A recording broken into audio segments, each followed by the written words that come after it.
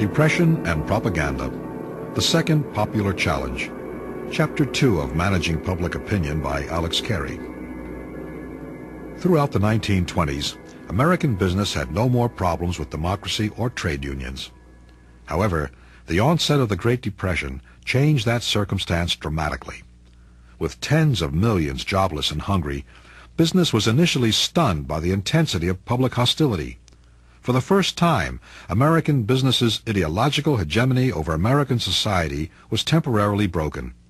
It became politically and morally respectable to advocate government ownership, socialism, and even communism as alternatives to the free enterprise system, a development which provided a multitude of victims for the second McCarthy period of the 1950s. By 1934, American business, led by the NAM, had organized itself for a massive campaign to recapture public opinion. Public policies in our democracy are eventually a reflection of public opinion, the NAM warned its members, so public opinion must be reshaped if we are to avoid disaster. A nationwide assault on public opinion was rapidly coordinated. By 1935, the president of the NAM could report to a meeting of business leaders, "You will note especially that this is not a hit-or-miss program. It is skillfully integrated so as to gradually blanket every media, and then it pounds its message home with relentless determination." But while the Depression lasted, even the resources of business and its Red Scare tactics could not rapidly prevail. As late as 1938, the NAM's board of directors, in a curiously Marxist formulation, still found the hazard facing industrialists lies in the newly realized political power of the masses. Unless their thinking is directed, it warned, we are definitely headed for adversity. The following year, the La Follette Committee, a committee of the U.S. Senate, which had been established to investigate violations of the rights of labor, incidentally exposed the extraordinary scale of business's assault on public opinion. Of the National Association of Manufacturers in particular, the Congressional Committee reported in 1939, NAM blanketed the country with propaganda which in technique has relied upon indirection of meaning and in presentation on secrecy and deception. Radio speeches, public meetings, news, cartoons, editorials, advertising, motion pictures, and many other artifices of propaganda have not, in most instances, disclosed to the public their origin within the association. In the same year, Professor Laswell, referring to the tremendous campaign that had been conducted by business, concluded that, for better or for worse, the future of business is bound up with propaganda. Meantime, public relations techniques for combating unions had also made progress. Until the passage of the Wagner Act in 1935, which required managements to bargain with representatives of labor, unions had few rights, and attempts to organize workers were commonly met with violence and intimidation. After the Wagner Act, the industrialists sought, in the words of the La Follette Committee, a new alignment of forces. That is, they sought through propaganda and other means to arouse and organize the public at large, to do to labor on industry's behalf what the individual employer himself could no longer do legally.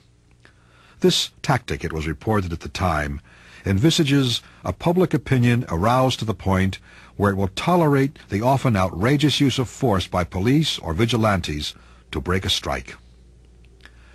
The Remington Rand Corporation is credited with having perfected this tactic, which then became known as the Mohawk Valley Formula.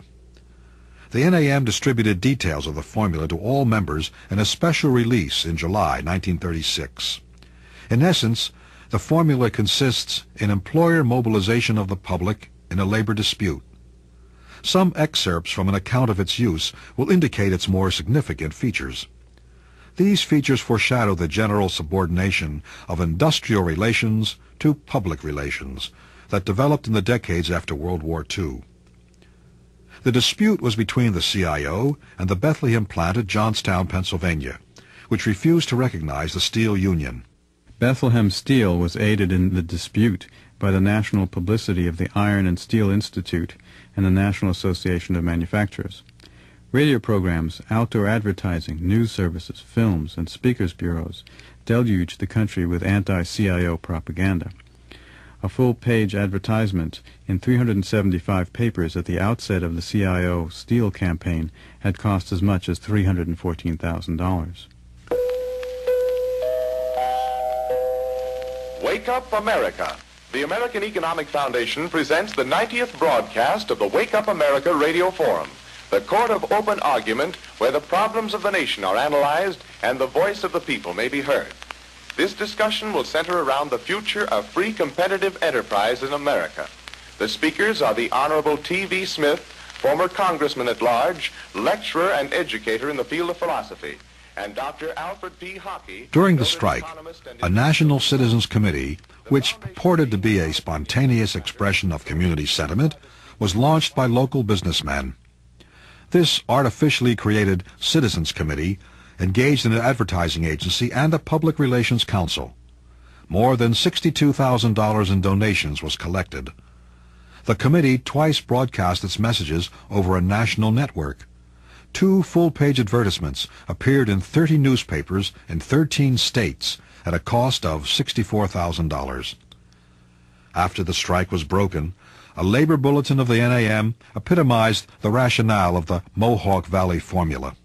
If there ever was a strike that was broken by public opinion and the determination of employees to work, it was the one at Johnstown in 1937. That doesn't mean, however, that public opinion was the only method of strike breaking in the 30s. Auerbach, in Labor and Liberty, reports that between 1933 and 1937, Republic Steel, United States Steel, Bethlehem Steel, and Youngstown Steel and Tube each purchased more gas equipment than did any law enforcement agency in the United States.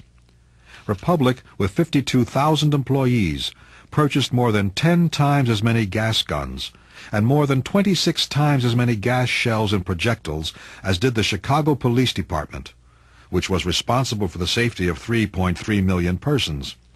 During the same period, explains Alex Carey, Republic Steel hired the PR firm of Hill and Knowlton to look after its reputation while employing an extensive espionage network and locking workers out of plants. In many cases, such public relations served simply as a protective screen for the violence used by corporations. But such public relations seen in the context of labor history represents also a real change in corporate policies.